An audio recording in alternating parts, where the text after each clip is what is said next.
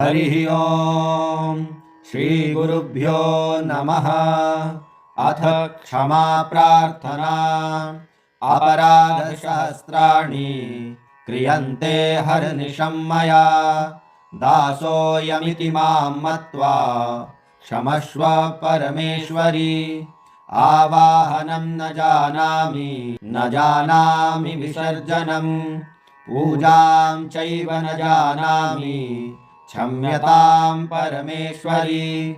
मन्त्रहीनं क्रियाहीनं भक्तिहीनं सुरेश्वरी। पूजितं मया देवी परिपूर्णं तदस्तु मे। अपराधशतं कृत्वा जगदम्बेति चोच्चरेत्, यां गतिं समवाप्नोति न तां ब्रह्मादयः सुराः। सापराधोऽस्मि शरणं प्राप्तस्त्वां जगदम्बिके।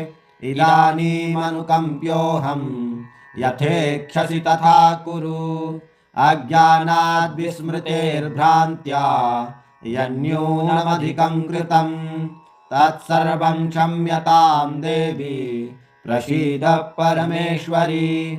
कामेश्वरी जगन्मातः सच्चिदानन्दविग्रहे, गृहाणार्चामि मां प्रीत्या प्रसीद परमेश्वरी। गुह्यातिगुह्यगोप्त्री त्वं गृहाणास्मत्कृतं जपं, सिद्धिर्भवतु मे देवी त्वत्प्रसादात् सुरेश्वरी। गुह्यातिगुह्यगोप्त्री त्वं गृहाणास्मत्कृतं जपं, सिद्धिर्भवतु मे देवी त्वत्प्रसादात् सुरेश्वरी। श्रीदुर्गार्पणमस्तु।